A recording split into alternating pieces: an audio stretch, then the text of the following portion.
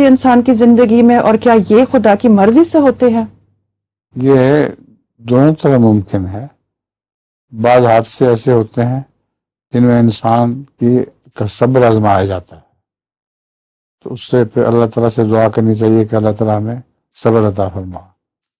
اور بعض حادثے ایسے ہوتے ہیں جو خدا تعالیٰ کی مرضی سے نہیں تو یہ قانونی قدرت کے طور پر ہو جاتے ہیں، ان میں کچھ نہیں کہا جا سکتا کہ کیوں پیش آیا ہے۔ موٹر چلتے وقت کسی کی موٹر کی ٹکر لگ جاتی ہے، عیسائی، ہندو، سکھ جو بھی ہیں ان کا ساتھ ہوتا رہتا ہے یہ، تو اس کے متعلق میں یہ نہیں کہہ سکتا کہ یہ اللہ تعالیٰ کی مرضی سے ہے۔ اللہ کی مرضی سے حادثے درپیش آتے ہیں نیک لوگوں کو، ان کا صبر آزمایا جاتا ہے۔ اور جو دنیا میں بے شمار حادثے ہو رہے ہیں ان کا اللہ تعالیٰ کی تقدیر سے کوئی تعلق نہیں۔